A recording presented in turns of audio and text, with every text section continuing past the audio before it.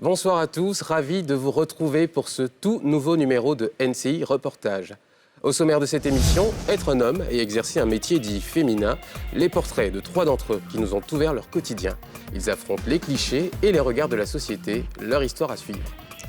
Elles sont devenues une institution pour les Ivoiriens. Ces recettes de grand-mère qui ont toujours la cote et constituent les petits déjeuners favoris des Ivoiriens. Entre tradition et modernisme, nos reporters s'intéressent à leur évolution. Bienvenue dans NCI Reportage.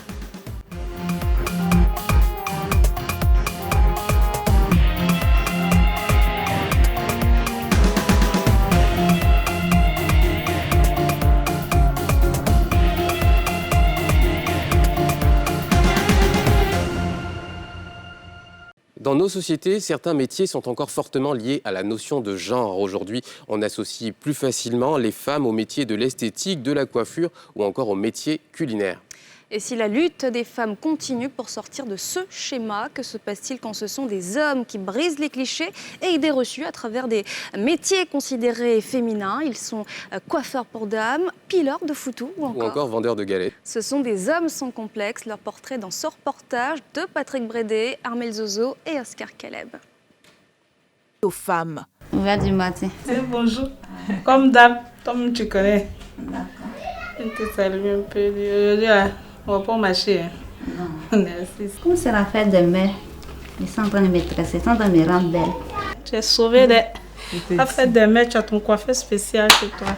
Je suis jalouse. Tu es déjà belle même avant la fête.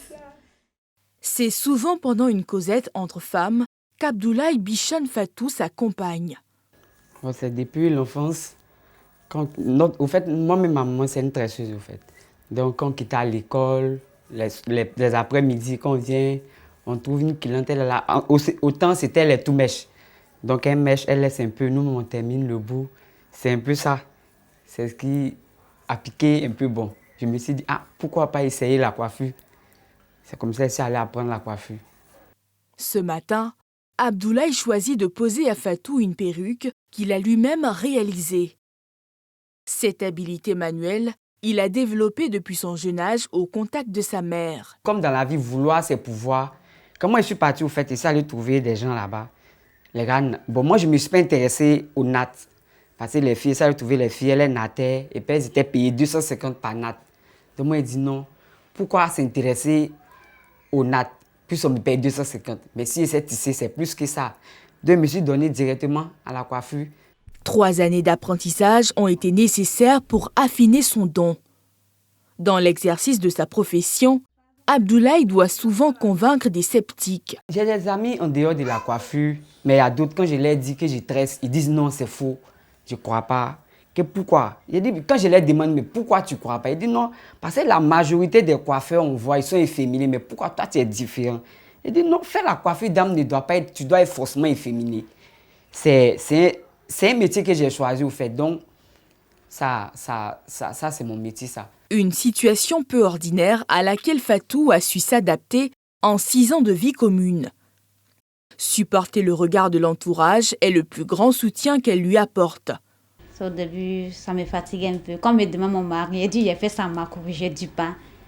Donc il y a des gens qui me disent qu'est-ce que tu as fait? Je veux savoir. J'ai l'impression que tu as bien tressé. Je veux savoir. Donc, souvent, mais ils ont le numéro sans dire que c'est mon mari. Maintenant, quand me demande, je suis fière. Puis il dit c'est mon mari. Il dit le milieu des femmes, là, c'est lui, là, c'est pour moi seul. Donc ils m'ont posé la question. Il dit c'est pas pour moi seul. Ça me fatigue un peu. Bon, après, il a vu que c'est son métier. Hein. Je dois le soutenir dedans. Les parents, ils disent un homme qui tresse. C'est gênant. Hein? Après, ils disent si c'est ton choix, on va passer. Donc, souvent, mes soeurs viennent se tresser chez lui aussi.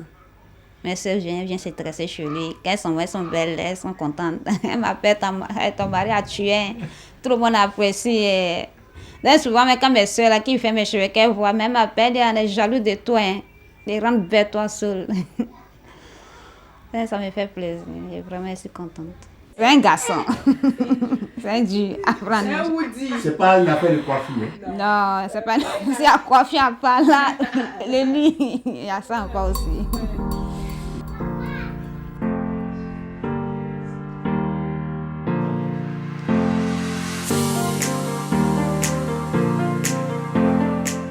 Après 1 heure, La pose de la perruque s'achève dans une ambiance de compliments mutuels. Moi, c'est fini. Ok, merci. C'est devenu plus belle encore. Ah, merci. Donc, à ce soir. D'accord. Bon. Bonne journée.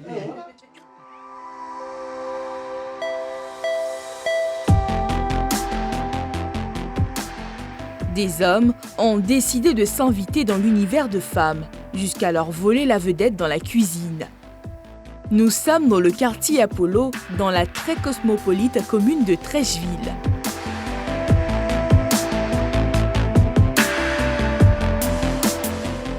Oudou vient de terminer sa première commande du jour. Ce jeune homme originaire du Ghana a choisi d'être un pileur de foutou, un plat populaire en Côte d'Ivoire.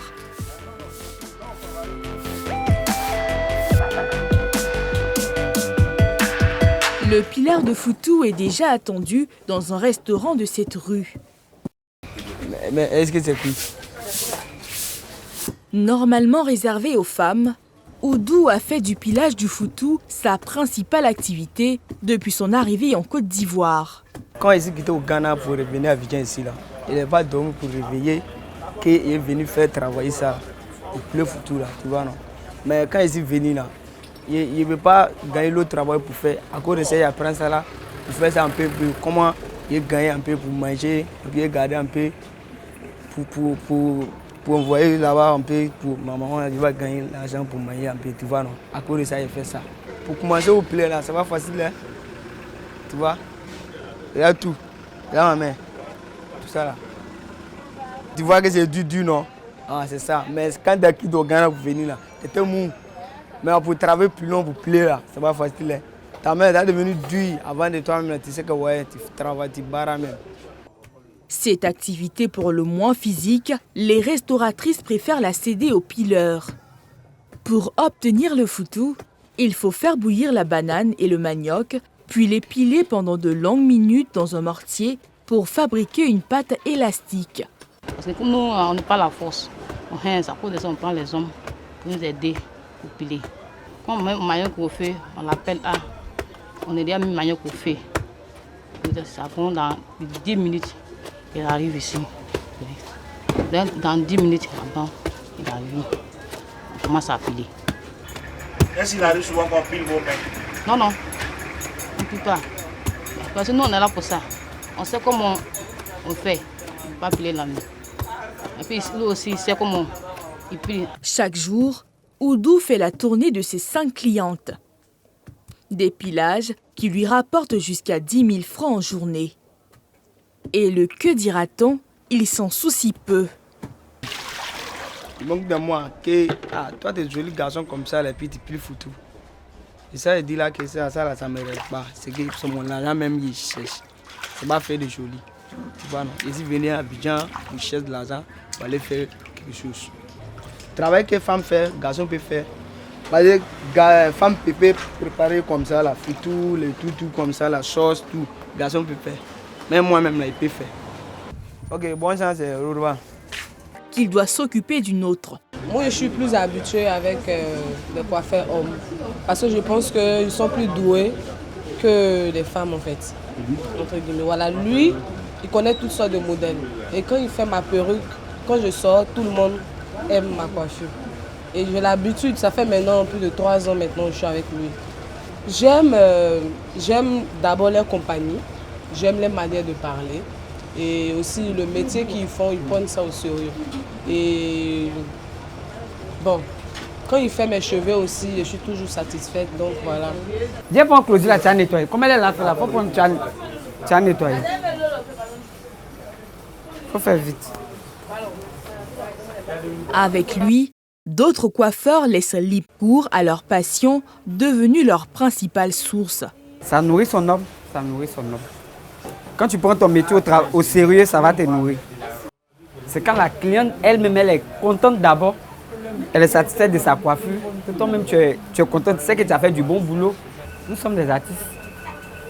Nous sommes des artistes. Par rapport au métier, puisque je connais mon métier, et puis mes clientes, elles sont toujours satisfaites. Donc, moi-même, je suis fier de ça en fait. Après 21 ans de coiffure, Abdoulaye gagne en moyenne 20 000 francs par jour. Pour atteindre ce niveau de revenu et se faire des économies pour s'offrir son propre salon, il a tourné le dos aux polémiques. Par rapport à la société, moi, ça ne me dérange pas, puisque c'est un métier que j'ai choisi. Je ne vole pas, je travaille de mes 10 doigts. Donc, ce qu'ils pensent, ce que les gens pensent, moi, ça m'importe peu, quoi. C'est que je suis concentré sur mon boulot, c'est ça le plus important. S'ils arrivent à prendre soin de moi, le reste, ça ne m'intéresse pas.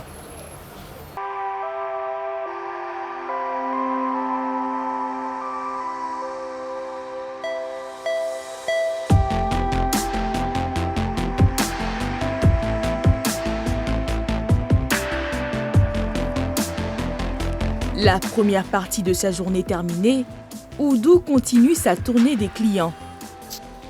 En ce début d'après-midi, il doit honorer une commande d'un autre genre, dans cette cour à l'avenue 15, rue 42. Ici, c'est chez qui? C'est un tanti. Il vient faire son placali, mais lui-même, il est parti au travail. C'est moi-même qui suis venu faire le travail là, puis il repose, puis il m'envoie.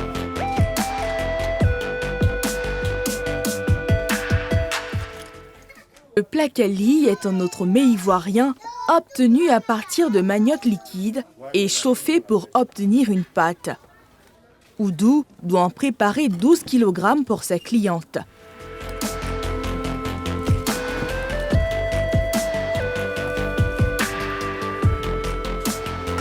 Moins physique que celle du foutou, la préparation du placali est quant à elle beaucoup plus technique. C'est placali qui est fait, mais ça prend le temps que ça a fini là, tu vois non. Mais ça là, quand tu as le fait là, tu ne gardes pas les forces que foutu là, tu vois non. Oudou doit tourner, ajouter de l'eau et continuer à tourner pendant au moins 1 heure. Pour cette marmite, il empochera 2000 francs. L'argent même qu'il gagne par jour là même, il veut te dire que l'homme qui travaille dans le bureau même, il ne gagne pas. Si il est marié, il te dit, si il est à la maison, là, il veut l'aider. Et puis on fait travailler la chape, tu vois, non. Mais s'il n'y en a pas, mettons, qu'il sort là, ou bien il sort pour aller travailler quelque part pour envoyer quelque chose à la maison, c'est mon femme qui va faire tout ça, là, tu vois, non.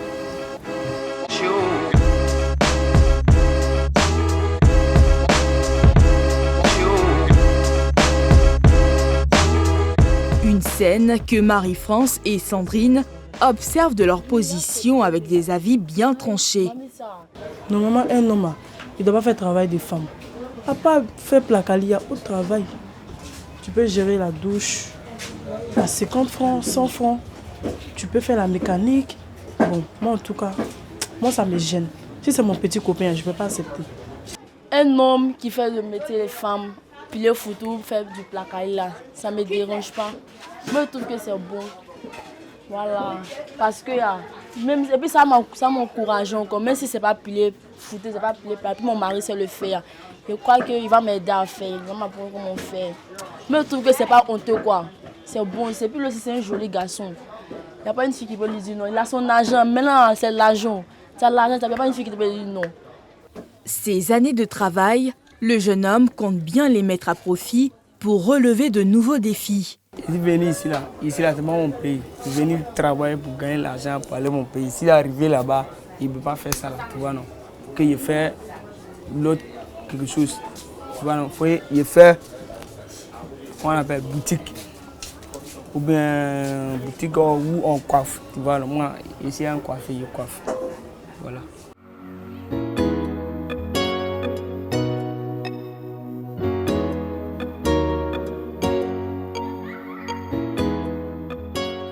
Les hommes s'essayent de plus en plus au métier des femmes et inversement. Une aventure où vocation et passion sont nécessaires.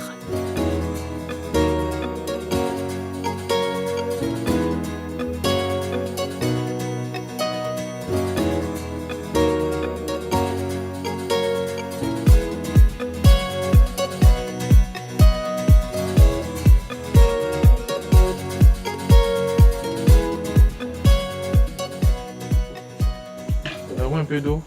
Non, seul d'eau. Seul.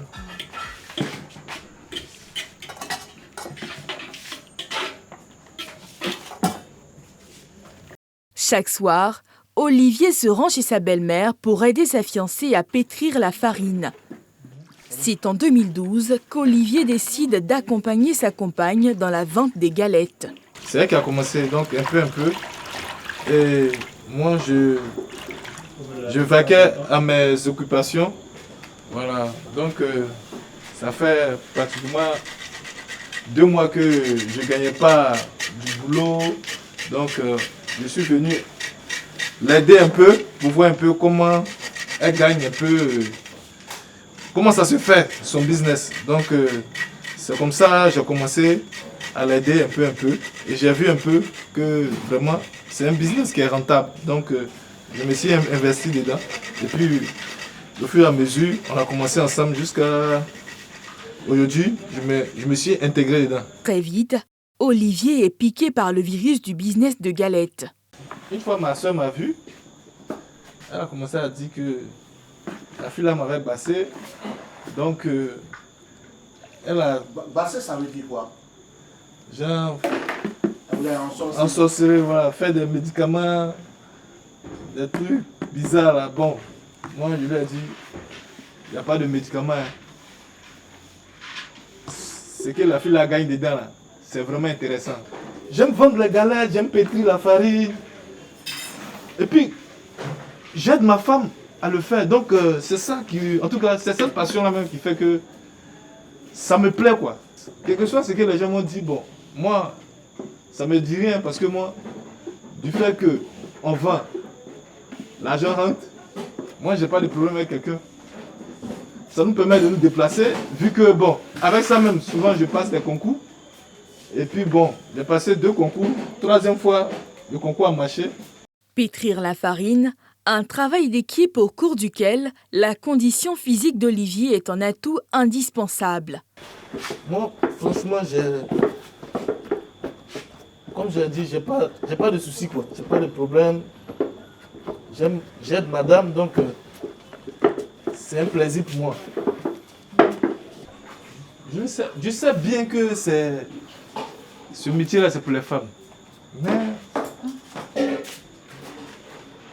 Mais je le fais. Derrière. Je le fais par plaisir. Je le fais. J'aide ma femme. Donc, j'ai pas de problème, quoi. Non, j'ai pas de complexe. Pas du tout. Quel est le mot qui vous plaît le plus? Le contact avec la farine? Qu'est-ce qui vous plaît le plus? Au-delà du fait que vous aidez votre femme. C'est la partie où je vends. Le matin. C'est intéressant. Les gens viennent payer, je sais prendre l'argent, je grille souvent. En tout cas, ça me plaît. Ça me plaît beaucoup même. Nous sommes loin du temps où Olivier a dû affronter les regards, pas toujours bienveillants des parents. C'est pas l'heure, vous connaissez là? Non. Ah, d'accord. Maya, on y va. Oh, on va venir là. Ah oui, aujourd'hui on a la tâche, oui. Oui, comme toujours. Quand il a commencé à aider madame, il faut dire que bon, tous les membres de la famille n'ont pas accepté. N'ont pas accepté la chose parce que chacun avait quand même une idée arrêtée. Quand on voit un homme en train de pétrir la farine comme ça, bon, on s'est dit quoi, un travail qui est destiné aux femmes, lui était un homme, il vient, comment on appelle ça, mettre la main dans la farine, et comment on appelle ça, pétrir tout ça. On s'est dit, mais attends, c'est pas une façon de se rabaisser là. Attends, après tout, il reste toujours l'homme. Pourquoi s'investir dans cette activité-là? Par moments, la culture pèse de tout son poids sur le couple. Moi, souvent, ça me gêne un peu. Quand on est dehors, souvent, ça me gêne un peu. Mais je vis avec. Votre femme est souvent gênée? Oui. Souvent, quand je suis en train de griller, même, elle vient, elle m'arrache. Je vois, mais je laisse quoi. Je laisse faire. Quand elle m'arrache, je retourne où on sait. Peut-être avant, on disait, bon, quand une femme fait du commerce de galettes, c'est les femmes. Voilà. C'est pas exercé aux hommes. C'est-à-dire que les hommes ne peuvent pas faire. Bon, au fur et à mesure, on voit des personnes maintenant qui coiffent, qui font les cheveux des femmes, tout ça. Donc, on voit même des femmes même qui sont sur le chantier des hommes, maçons, maçonnerie. Donc, je me dis, bon, femme peut faire métier d'homme, homme aussi peut faire métier de femme. Donc, c'est vice-versa. Ces petits moments qui font le bonheur d'Olivier et Sandrine. Ils m'aident beaucoup, en tout cas. Ils m'aident même. Quand je vois autour de moi, il n'y a pas quelqu'un qui veut faire ça. Donc, ça me rend très amoureuse. Très même.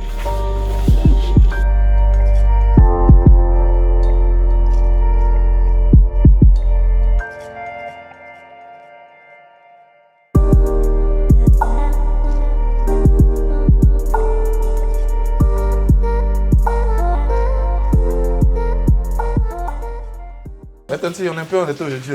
Donc, allez un peu plus vite. Ah, ok. Voilà.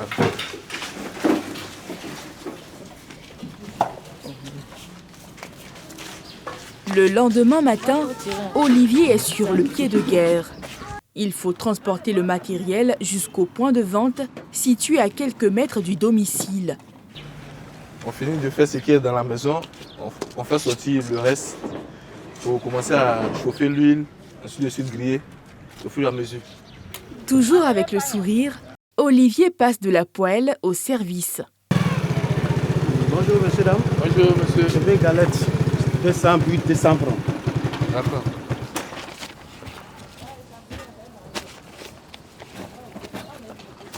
Vous achetez souvent ici? Oui. Vous rencontrez souvent le monsieur? Oui, la dame aussi, puis la petite fille. Est-ce que ça vous fait de voir un homme servi le matin? Bon, c'est un plaisir aussi. Comme on le dit, il n'y a pas ce métier. Toute personne peut exercer des activités. Donc ça me plaît aussi. Et non seulement la galette aussi, elle est bonne. Ainsi que la bouillie. Je fais que tous les jours, à chaque fois, je viens ici. Ok. 1200? Oui, 1200 francs. Ok. Merci. Ok, oui, pas de quoi. Olivier, c'est l'histoire d'une détermination qui a su gagner le respect de sa clientèle. Moi, les 150. Galette 150. Je le respecte plus parce que quand il fait comme ça, ça nous permet aussi d'améliorer certaines expériences aussi.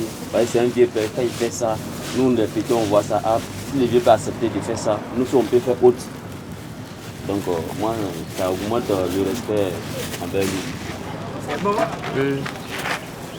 Voilà. Merci, Bien. maman. Bonne journée. Bonne journée. Merci. Moi, je suis dans la pâtisserie. Normalement, quand on fait la pâtisserie, il y a les hommes, il y a les femmes. Donc, c'est le même style de métier. Donc, ça ne gêne pas. Mais de nos jours, là, il n'y a pas ça. Bon, je pense. S'il n'y a pas de son métier. Aujourd'hui, il y a des sages hommes, comme il y a des sages femmes. Voilà, donc, là, il y a des femmes gynécologues, il y a des hommes gynécologues. Donc, je veux dire, même si aujourd'hui, si un homme même fait des galettes, moi, ça me fait plaisir. Je ne vois pas d'inconvénient, même si mon mari aujourd'hui est vendeur de galettes, ça fait rien. Du moment où il gagne de l'argent, il vient avec de l'argent à la maison. C'est bien. Peut-être, je suis trop joli. Je vais dire griller les galettes. Il me une bande de galettes. Et puis de sucre un BT. Les BT sont tellement fiers. Mais avec le temps, il y a beaucoup de choses qui changent. Avec le temps, il y a beaucoup de choses qui changent. En 9 ans, le business des galettes a permis à Olivier de se préparer et être reçu au concours d'éducateur sportif. Un soulagement pour sa compagne. Il arrête. Là, je ne souhaite pas ça pour lui. Je veux qu'il arrête. Ça, c'est un métier de femme. Où il est arrivé là, c'est bon. Et bah, mon fils le voit toujours dans ça. Si on me demande à son papa, tu vas où? Tu vas vendre galette. Tu vas au travail bien, tu vas vendre galette. Ça me gêne. Ça commence à me gêner maintenant. À quelques mois du début de sa formation, Olivier n'entend pas tourner le dos à sa passion. C'est grâce aux galettes que j'ai passé mon concours plus de 3 fois et ça marchait. Donc, c'est quelque chose qui a marqué ma vie. Donc, je serai dedans. Même si j'ai fini ma formation, là où ils vont m'envoyer, je vais essayer de tâter le terrain. Si on ne veut pas des galettes, je vais essayer de voir des jeunes, les former. Et puis, on va mettre en place une vente de galettes. Si j'agrandis ce commerce-là, je peux m'en sortir de l'autre côté là-bas, en formation.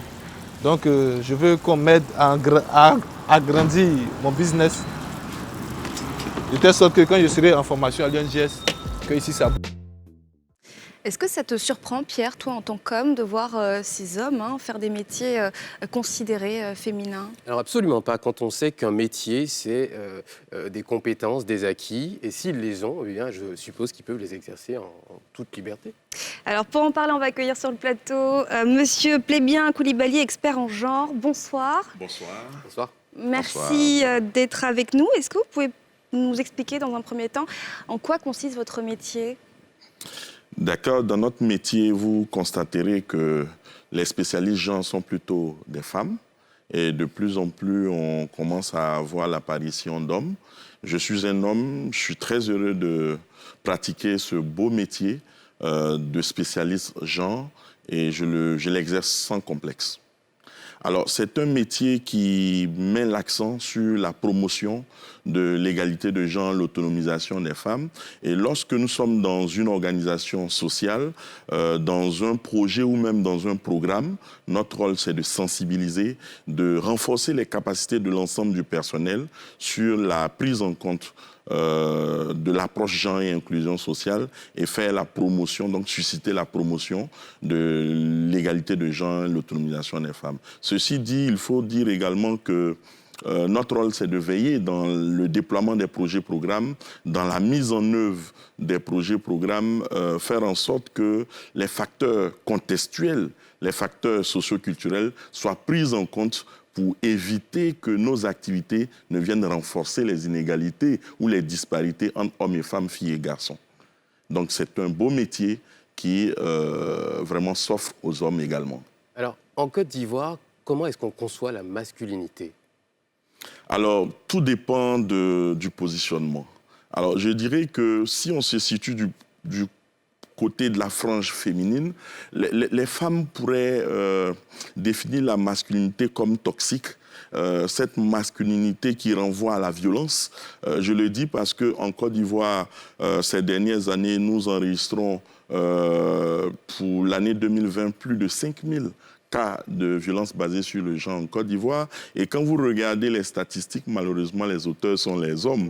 Et donc, on pourrait arrimer très facilement identité masculine et violence. Mais d'un autre point de vue, du point de vue des hommes, bien entendu, quand on parle d'identité masculine, ça rime avec pouvoir, ça rime avec autorité. Et donc, c'est une masculinité qui est hégémonique et donc dominante. Est-ce que ce pouvoir-là, finalement, il a perdu quelque part en exerçant ces métiers considérés féminins, selon vous? Je pense qu'il n'y a pas de métier dit de femme ou de métier dit d'homme.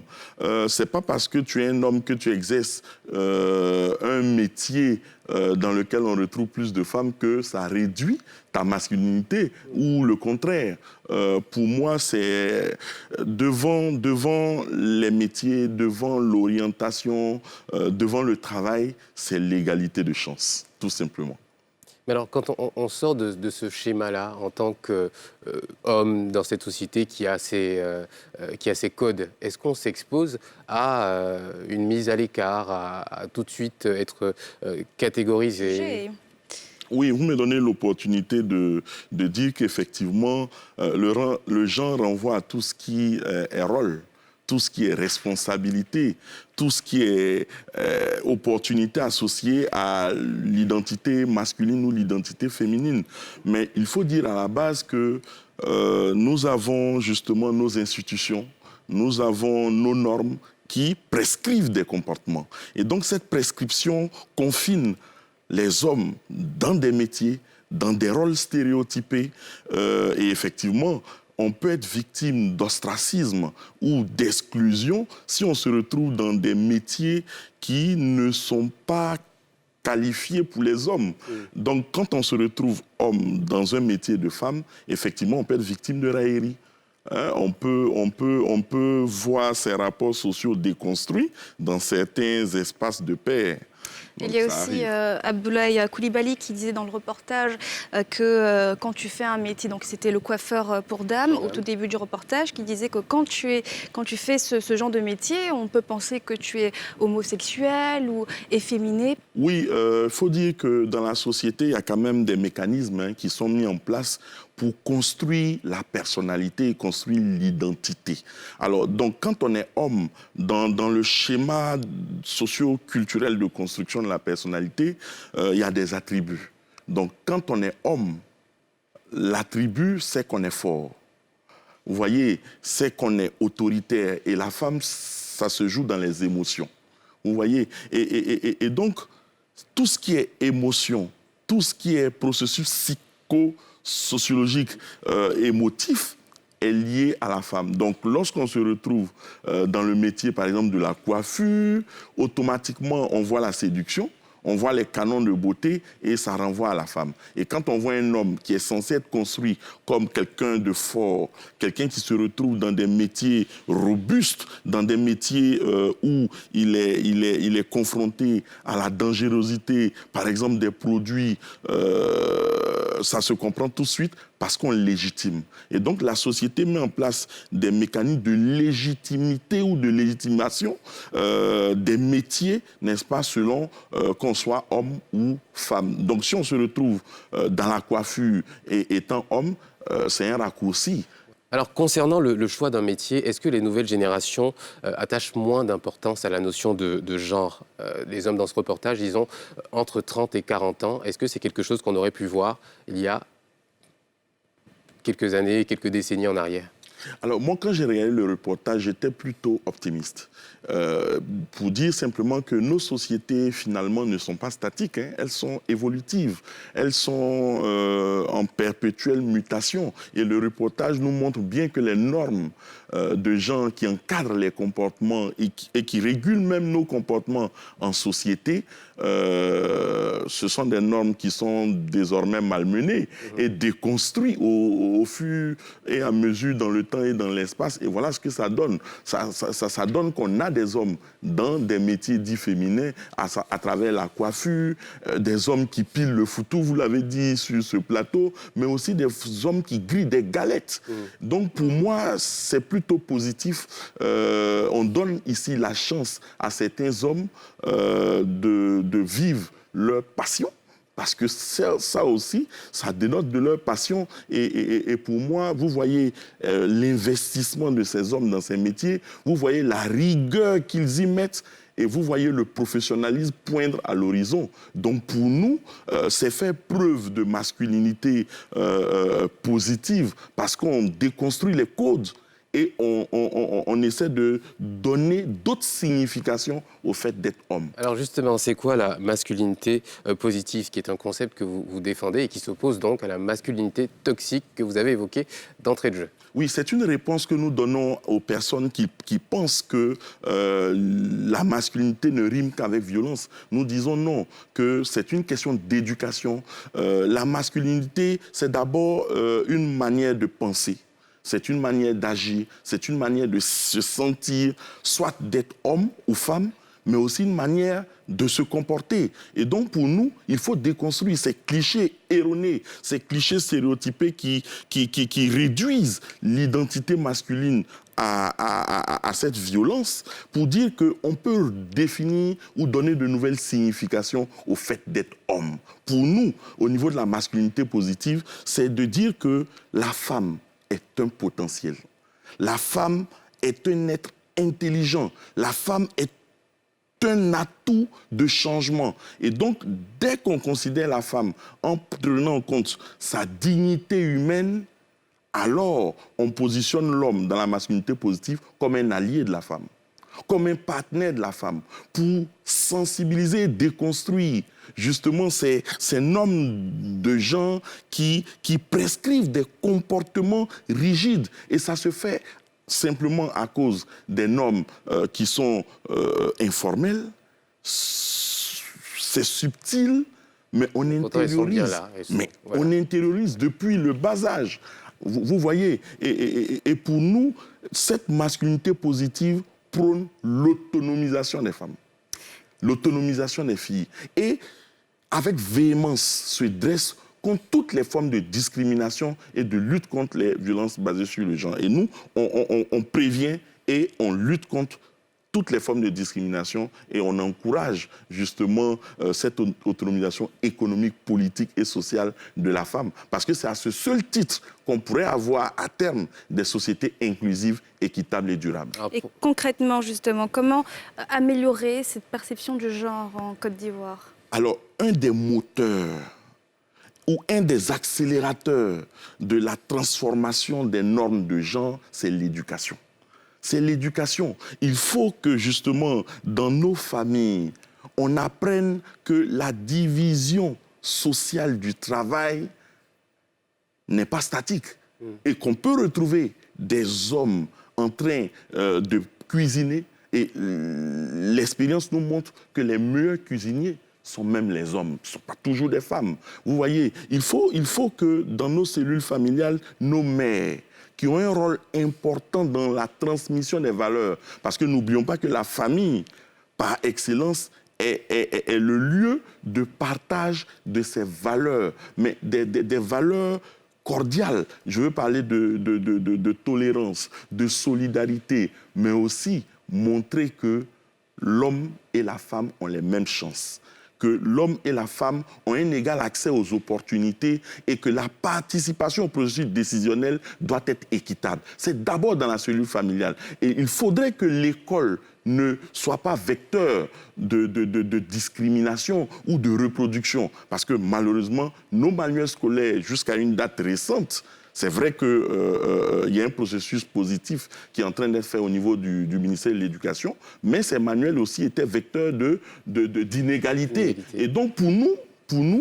l'école, la famille et même les lois, sont des lieux, parce que les lois sont des lieux de reproduction de ces inégalités. Donc pour changer, il faut changer de paradigme et faire en sorte que les hommes et les femmes puissent, main dans la main, transformer ces normes de genre. Un dernier mot pour terminer. Quand vous regardez ce reportage où ces hommes sont illustrés, nous ouvrent leur quotidien dans ces métiers dits féminins, comment pensez-vous qu'il sera perçu par les hommes de Côte d'Ivoire? Oui, moi je pense que c'est plutôt positif.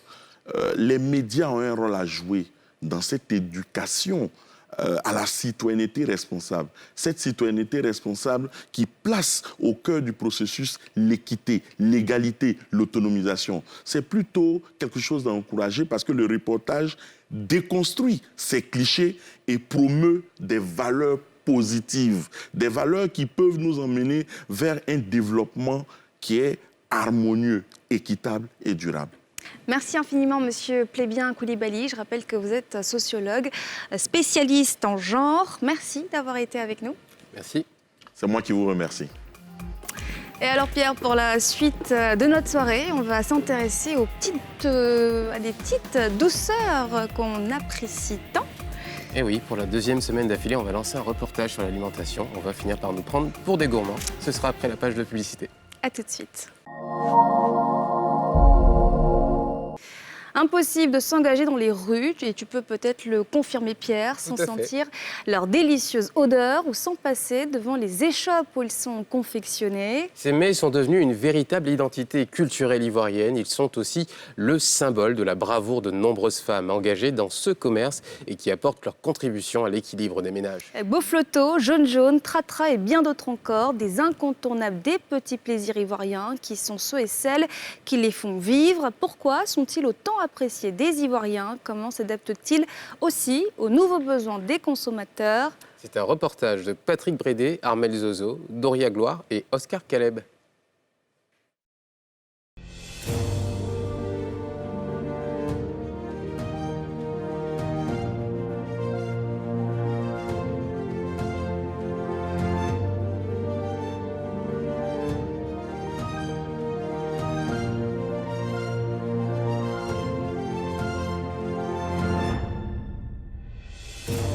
Ils sont de toutes les formes, de toutes les couleurs. Jaune au vermicelle, tratra, gâteau ananas, rouge sucré, guédéba et le célèbre aller-retour avec son goût censé nous faire revenir. Ce sont les boflotos appellation ivoirienne des beignets. Chaque jour, impossible pour des millions d'Ivoiriens de leur résister.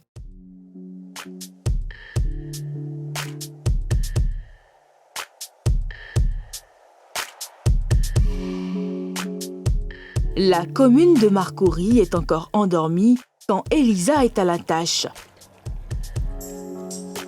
Elle pétrit la dernière casserole de tratra. Une base de farine, de sucre, de levure et ce tour de main qui ont fait son succès. La recette de tartare, c'est un secret, il y a beaucoup de trucs dedans. Il y a quoi déjà? Bon, il y a sucre, levure chimique et puis, comment on appelle ça, sucre vanille, etc. Ça, c'est sûr. Mais ça, c'est pas ça pour moi. Aussi, un professionnel ne doit pas déclarer tout son secret devant la caméra. C'est pas bon. Normal, cela fait 19 ans qu'Elisa garde cet héritage familial. Je vendais avec une tante qui est malheureusement vu plus. Elle est décédée, puis à son âme. Donc ça, elle a appris à faire. Quand je suis quittée chez elle, j'ai commencé à faire pour moi-même. Donc c'est comme ça, c'est parti. Et tous les matins, comment ça s'organise? Depuis 3h30, je suis déjà assis. Et puis je commence à faire préparation. Ça commence à la veille. Pour ce que je dois griller le matin, je fais ça plus tard, 20h, 20h30. Et puis je commence à taper. Et quand ils m'ont dit 4h, 4h30, c'est déjà monté. Puis je commence à faire ce qu'il y a fait pour aller travailler avec. Donc c'est comme ça que je possède. Au tratra, Elisa ajoute de la bouillie. Il y a une partie qui attache parce qu'à cause de les clients, pour ne pas perdre le temps quand les clients vont venir. Donc il attache ça quand les clients viennent avec le lait et ici en même temps. Donc je ne peux pas servir le lait pour garder. Il faut que les clients viennent, quand ils viennent avec le lait, là, ici.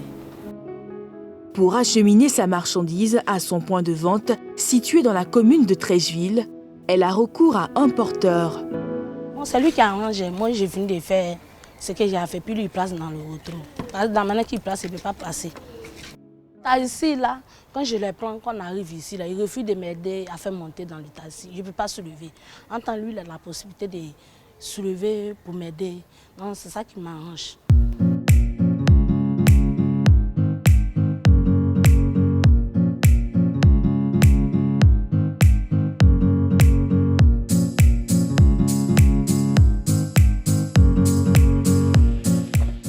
À peine arrivé sur son bout de trottoir, il faut s'installer rapidement car les clients n'attendent pas. Allô? 1000 francs. J'ai compris. Là, vous venez de recevoir la première commande du jour? Oui, c'est la première commande du jour. C'est une de mes clients chaque matin, assistée pendant avant d'aller au travail. Chaque jour, c'est ce qu'elle fait. Le jour qu'elle n'est pas venue, c'est qu'elle n'a pas envie de manger tratra. Tous les jours, elle est là. C'est dans cette rue, non loin du grand marché de Treichville, qu'elle s'est bâtie sa réputation. Non, il n'y a pas encore fait. Maintenant, il est fait. Hein. C'est pas prêt d'abord. Si vous allez attendre un peu, il y a mis huile au feu. Les premières poignées de pâte dans l'huile chaude sonnent le début d'une longue journée. Le blanc de la pâte vire tout doucement au doré.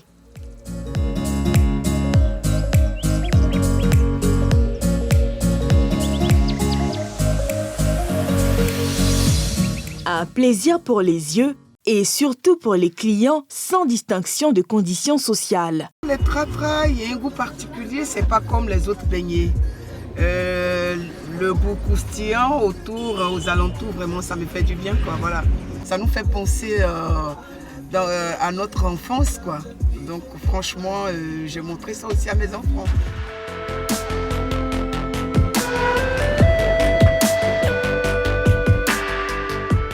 Avec certaines de ses clientes comme Brigitte, Elisa entretient un lien particulier. Quand elle est un peu débordante, on a envie de l'aider parce que ça se fait à la chaîne. Pour obtenir la forme, c'est pas facile. On peut vouloir le reproduire à la maison, mais c'est pas pareil. C'est pas pareil du tout. On en trouve les recettes sur le net, mais quand on le fait là, c'est pas le même goût. Donc bon, les recettes de grand-mère, c'est avec les vendeuses qui continuent de le faire. Des recettes jalousement défendues par les inconditionnels de ce rendez-vous matinal. Moi, je trouve ça africain et puis c'est bien fait. Non, je préfère ça au croissant. C'est très bon. Même quand j'amène au travail, les gens ils se battent avec moi. Je suis obligée d'acheter plus. Parce que moi, je prends pour 100 francs, mais je prends pour 500, 300. Les super tratras d'Elisa, c'est aussi un plaisir et des habitudes partagées en famille sur plusieurs générations. Bonjour le frère. Comment tu vas? Il y en a? Je peux avoir pour 500? Super. D'accord, donc tu me donnes 500 et puis Baka 500, s'il te plaît. Moi, je mange ici depuis que je suis en 3e. Ben, là, aujourd'hui, ça fait 9 ans que je travaille. Donc, voilà, c'est un bon coin pour moi. En fait, je dis que moi, ma famille, nous mangeons ici. Et je veux dire, aujourd'hui, il y a tout le monde, quoi, mes neveux et autres, tout ça, qui viennent de net même, qui aujourd'hui, qui ont 9 ans, 10 ans, 11 ans, qui mangent ici et qui adorent en fait ce qu'elle fait. Chaque matin, si on n'a pas le temps avec de la bouillie, bon, vraiment, on se sent un peu comme s'il y avait un membre de notre corps qui manquait. Donc, je dis, c'est toute une histoire. Des histoires de beignets, on en trouve un peu partout. Du côté de Koumassi, terminus 05, c'est Geneviève qui tient les poils. Depuis 29 ans, Geneviève pratique ses gestes. Ses poignées de main comme seul instrument de mesure témoignent de son parcours. Moi, j'ai créé comme ça. Avant, je vendais à ma grande-sœur. On vendait sucré là seulement. Donc, c'est après, j'ai fait ça là. Quand je suis venue à Abidjan, en 92, là, j'ai commencé là-bas. J'ai commencé le jaune. Après, le petit, on met sucre dessus là. Si je prends un sac là, ça reste un peu, au moins 25 kilos là. Au moins, je peux faire 15 kilos. 15 kilos. Souvent même 20. La farine est chère, donc ils n'ont qu'à diminuer. Pardonnez, ils n'ont qu'à diminuer pour nous. Parce que pour nous, un peu qu'on gagne là, c'est ça, ils ont mis dessus là, donc ils n'ont qu'à diminuer un peu pour nous. Ces gourmandises populaires, étalées sur des planches avant leur cuisson, offrent autant de recettes possibles que de gourmands. Chaque matin, je dois me lever très tôt pour venir commander. Mais si je ne vais pas vite, je ne vais pas avoir. C'est très bon. Vous commandez quoi généralement? Bon, je commande galette 100 francs, bagarre 100 francs, ça va. Non, c'est pas obligé tous les matins, mais c'est un peu léger quand je mange. Je peux dire que je digère ça vite, donc j'aime ça. Le rythme effréné de Geneviève pour satisfaire sa clientèle finit par laisser des traces. Je suis fatiguée, mais ça, je ne peux pas m'asseoir, je suis obligée de faire un peu. Je dois faire le mouvement. Parce que moi-même, jusqu'à ça, j'ai eu AVC dedans. Mais actuellement, ça va, Dieu merci. Et puis, il a repris. Continue. Parce que je ne peux pas m'asseoir. Avec les enfants, comme les enfants nous sont encore petits, donc je suis obligée de faire un peu pour aider mon mari. Les beignets coûtent entre 10 et 100 francs CFA. Des prix qui leur permettent d'être le petit déjeuner favori des Ivoiriens.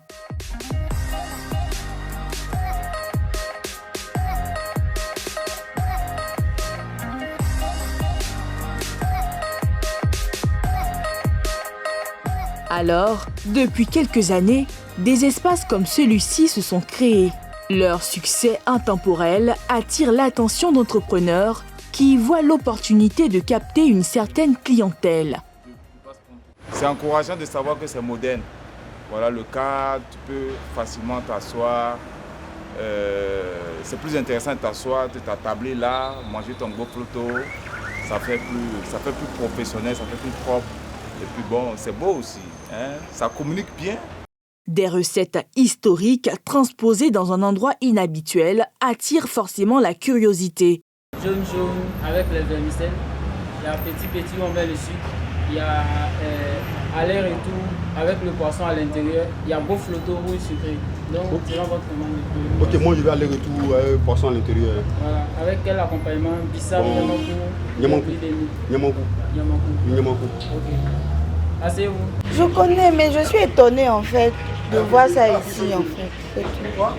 D'habitude, on a l'habitude de voir les dames vendre dehors. Donc quand on m'a dit on vient acheter à l'aller et tout, je ne m'attendais pas à venir dans un endroit comme ça. Donc ça m'étonne en fait, j'ai jamais vu ça. C'est la première fois que je le vois.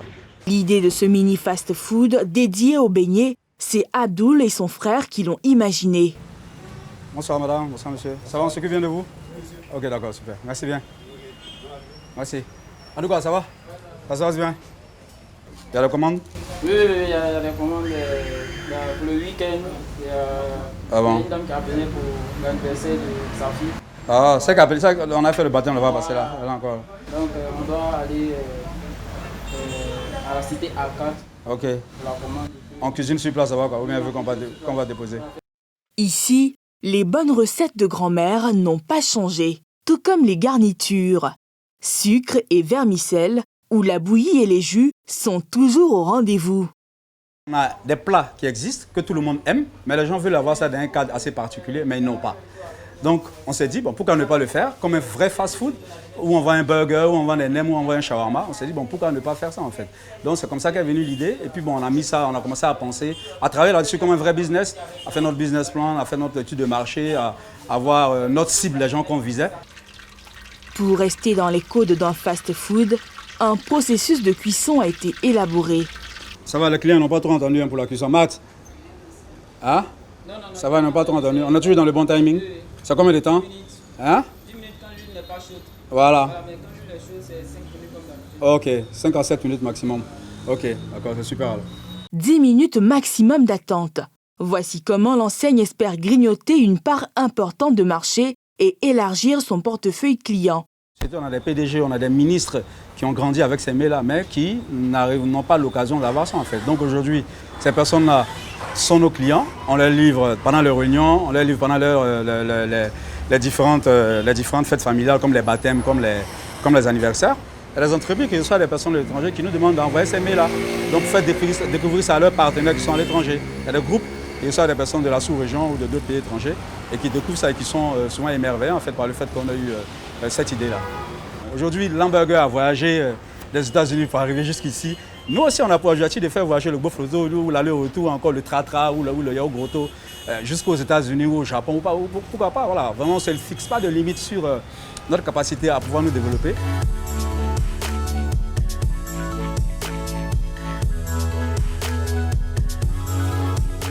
Voir les Bofloto épouser de nouveaux goûts et de nouvelles saveurs.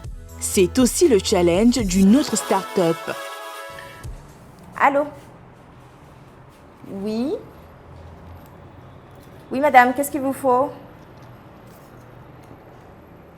D'accord, vin nature. Quelle sauce? Hibiscus. Alors là, ce sont des commandes pour des Bofloto nature. Donc les go de base qu'on a. Donc là, on va lancer en cuisine. On a Maryse qui travaille. Donc Maryse, on va ajouter 30 tout choco et 20 nature.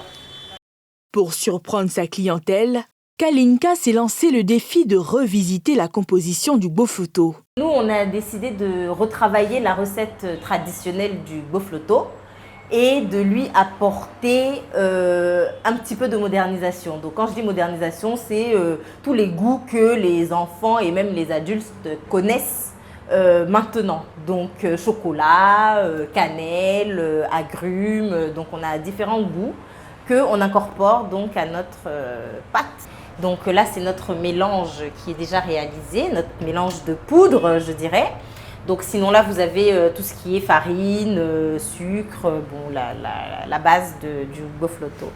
Et en plus, ce que nous rajoutons du coup, c'est pour faire les Bofloto au chocolat, nous ajoutons du chocolat. Voilà. À l'attention des amoureux des Bofloto, Kalinka met à disposition ses recettes avec l'idée de perpétuer ce art culinaire ivoirien. Vous commandez la pâte, agrumes, cannelle, chocolat, mi-choco et vous recevez votre pâte à domicile. Vous pouvez avoir notre pâte à domicile, mais vous ne pouvez pas la fabriquer à domicile. L'autre atout pour cette start-up, le packaging. Fini l'emballage avec la simple feuille de papier tirée de cahiers d'école ou de lots de CV rejetés. Ici, on propose un emballage moderne pour un client en recherche de goût, mais aussi d'une présentation impeccable et aux normes sanitaires. Nous, on a voulu en fait garder ce côté un petit peu authentique du service des beignets dans le papier. Donc c'est pour ça qu'on est parti sur des cônes. On a essayé aussi d'améliorer un petit peu le transport, que ce soit moins gras au niveau des doigts, tout ça. Donc on a inséré une petite technologie à l'intérieur pour éviter que l'huile ne transparaisse sur le papier. Donc c'est comme ça qu'on est parti sur de l'emballage fait main. Pour se distinguer de ses concurrents, la jeune entrepreneur propose des saveurs qui ne sont pas associées à ce mets dans sa version originelle. Vous avez ici différentes sauces et des fois des poudres. Donc, alors vous avez citron, donc ça c'est un coulis au citron, confiture de fraises, donc ça c'est la confiture de fraises qu'on connaît, hein. Chocolat, donc ça c'est un chocolat maison qu'on fait nous-mêmes. Hibiscus, donc ça c'est un coulis d'hibiscus que nous faisons nous-mêmes aussi. Miel, donc ça c'est du miel de Côte d'Ivoire. Et l'hibiscus c'est quoi? Alors hibiscus c'est ce qu'on connaît sous le nom de bissap. S'ils peuvent se faire livrer leurs commandes, les clients de Kalinka peuvent également récupérer leurs commandes sur place, comme le couple Bouzide. D'accord, donc 20 unités et un tout choco. Alors les tout choco, je vous les mets par 10 ou par 20? Non, par 20 aussi. Par 20 aussi, d'accord, très bien. Avec quelle sauce? Hibiscus, chocolat? Chocolat? Non, ça va faire trop. On va prendre l'hibiscus et hibiscus et sucre. Sucre citron. Oui, s'il vous plaît. Ok, parfait. Ben, je lance votre commande. Vous allez patienter juste 2 minutes. Merci. Très bien. Ça change de ce qu'on avait l'habitude de manger avec nos mamans. Donc, il y a plusieurs saveurs et ça fait toujours plaisir de rester toujours dans le concept Bofloto, quoi. Aujourd'hui, on est dans un contexte où on a des atouts. Dans notre pays, on a des choses à faire valoir. Donc pourquoi valoriser la culture d'ailleurs alors que chez nous-mêmes, on a déjà tout ça, et voire plus même, en mieux. Si les Boflotos se vendent en moyenne à partir de 100 francs chez la commerçante de rue, il faut compter 1000 francs CFA minimum pour leur version moderne.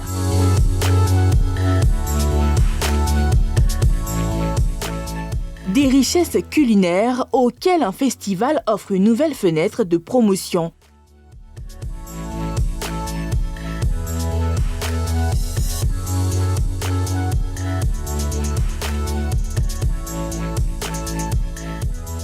Un rendez-vous qu'Elisa, notre star du Tratra Super, ne pouvait manquer. Bon, c'est une joie pour moi parce qu'ils sont beaucoup, même si Tratra là, ils ne sont pas beaucoup qui vendent. C'est moi qui m'a pu choisir, c'est que je fais du bon Tratra, donc c'est une joie pour moi. Je suis fière de mon travail, je n'ai pas honte de ça, parce que je vis de ça. Et quand les reines du petit déjeuner des Ivoiriens se donnent rendez-vous au festival Les Goûters de mon enfance, c'est un véritable saut dans le temps et dans les régions de la Côte d'Ivoire. On arrive ici avec une bouillie qui n'est pas connue. Ouais. C'est vraiment la bouillie de maïs concassé à Ouklou. C'est très bon, Kofi. Nous sommes au stand d'une de nos mamans qui est une battante, maman Biti. Elle fait de l'attiqué de banane. L'étouffée de champignons, la graine de palme braisée au miel venue de Sikensi, le coco dur, le fruit du rognier appelé cocota, l'agba kalaklo, la toukou de Benoît côtoie aisément les traditionnels Bofloto. Celle qui a eu l'idée de réunir sur le même espace toutes ces reines de la gastronomie ivoirienne, c'est Tatiana. Chaque région a son petit déjeuner. Voilà, donc c'était faire revivre ces mets-là parce qu'ils disparaissent aussi. Quand nous on était plus jeunes, à tous les coins de rue, vous aviez des moments qui vendaient des tratras, des boulboules, mais aujourd'hui il y en a très peu. Donc ça disparaît en fait du champ, de l'espace culinaire. C'est ça en fait qui m'a frappée parce qu'on ne retrouve plus ces mets-là. Les goûters de mon enfance, c'est une occasion de faire tomber barrières et clichés rattachés à certaines recettes. Pour certains, ça ne fait pas chic de manger du tratra, du bofloto. Ça ne fait pas chic. Donc il fallait briser ce complexe-là aussi. Ce sont les mets de chez nous.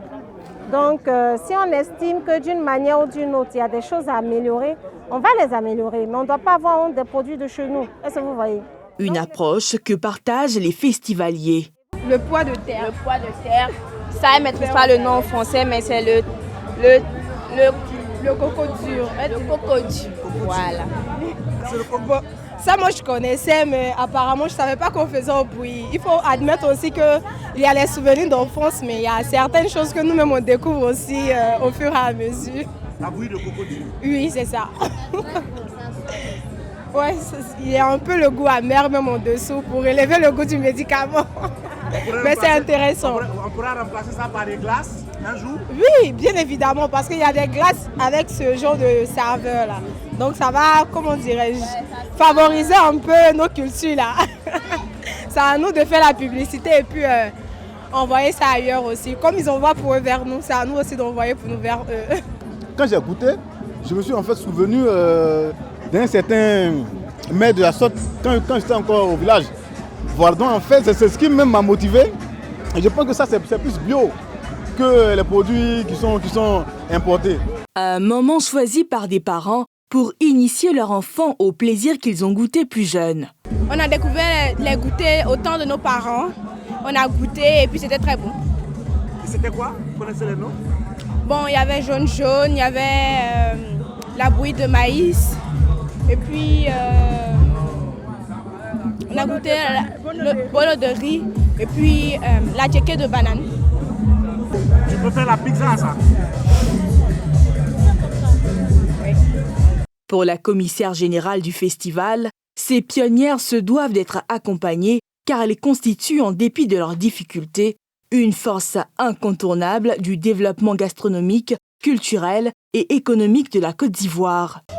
Il y a beaucoup de cas de ce pays qui disent « Mais moi, ma maman, elle a vendu tratra pour me mettre à l'école.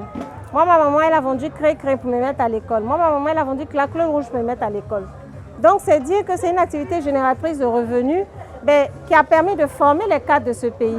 Et aujourd'hui, il faut qu'on aide ces mamans, il faut qu'on les accompagne. Donc, les mamans vont dans des abris décents, ce sont ces abris qui sont là-bas. Et puis que les mairies nous donnent des espaces. Parce qu'il y a un problème de place.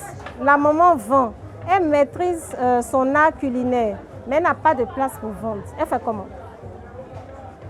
Et en plus, c'est un produit d'appel touristique.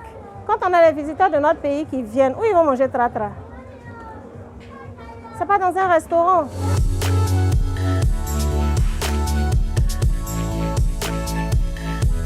Le festival a décidé d'honorer ces icônes des petits déjeuners et goûters ivoiriens.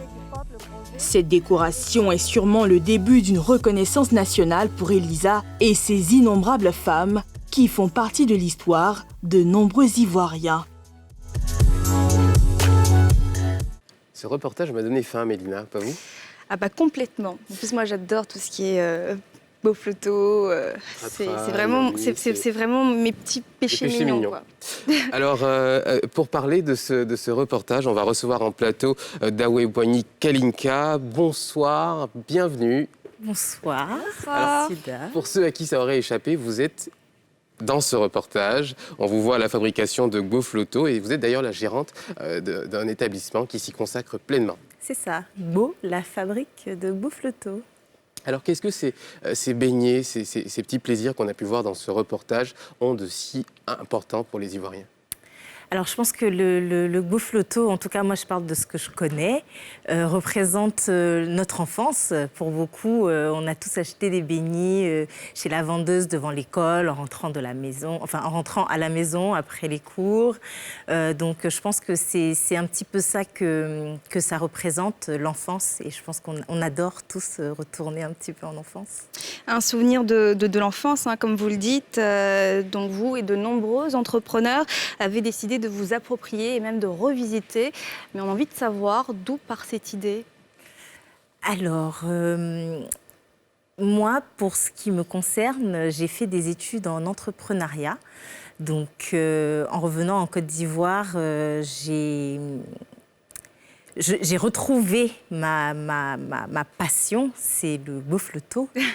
Voilà, j'adore le Bofloto, je suis une fanatique. Donc, en revenant, j'ai trouvé que, à ma grande surprise, le Bofloto n'avait pas évolué C'est-à-dire que j'ai passé 10 ans hors de mon pays et en revenant, j'ai retrouvé une recette de Gbofloto qui, pour moi, avait un petit peu perdu. Donc, je ne retrouvais pas les goûts de mon enfance. Voilà, j'étais sur un autre produit. Donc, à la suite d'une longue maladie, où j'ai eu le temps de beaucoup réfléchir, j'ai pensé donc à mon beignet favori.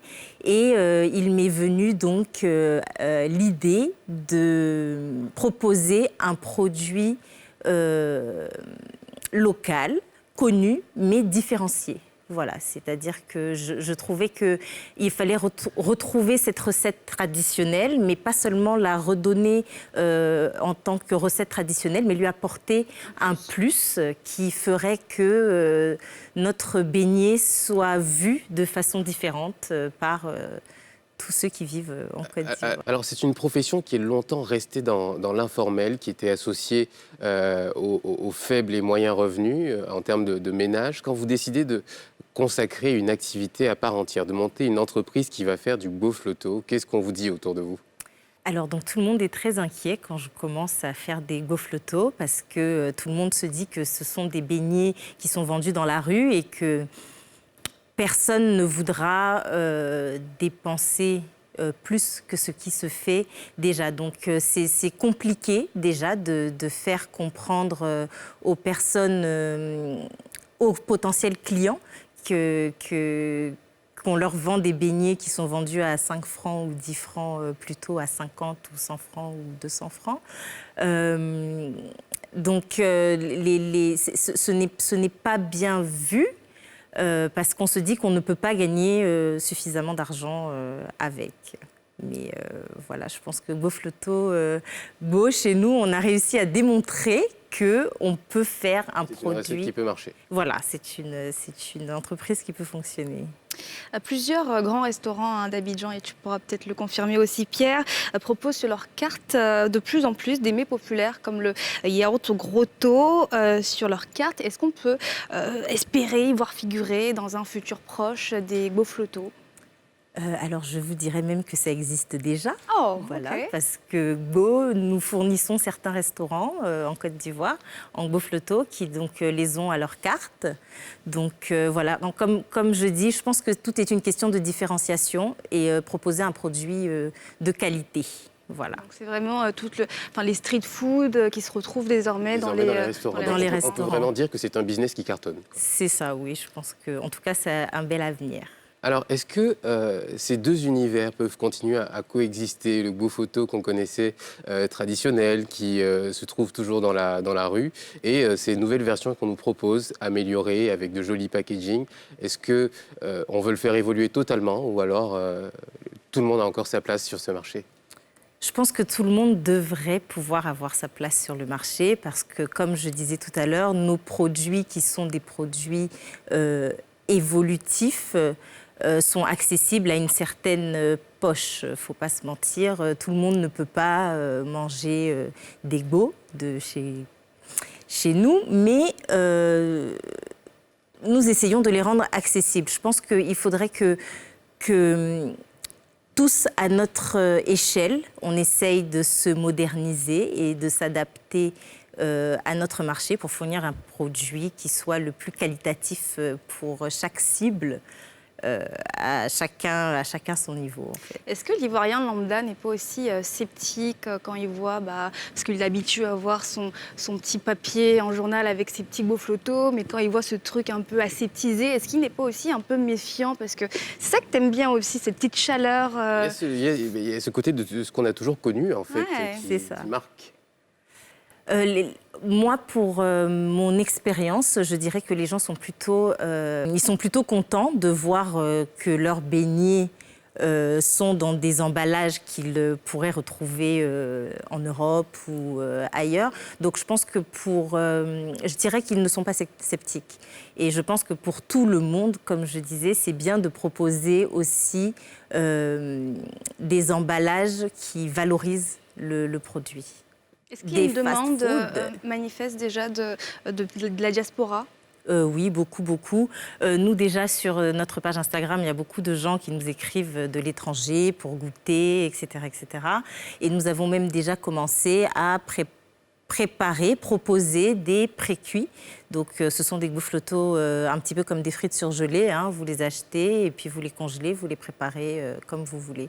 Donc, on espère que dans le futur, vous pourrez retrouver des boufflotos pré-cuits à New York, à Barcelone, exactement. Merci Kalinka pour ce partage d'expérience. On rappelle que vous êtes la gérante de la fabrique des boufflotos et que vous avez participé à ce reportage que nos téléspectateurs ont pu découvrir ce soir. Merci à vous de m'avoir reçu. Merci infiniment Kalinka. En tout cas, c'est la fin de ce numéro de NCI Reportage. Merci à vous de votre fidélité. Et surtout, n'hésitez pas à commenter ces reportages sur les réseaux sociaux avec le hashtag NCI Reportage. On se retrouve dimanche prochain, même heure. Bonne suite de programmes sur la nouvelle chaîne ivoirienne.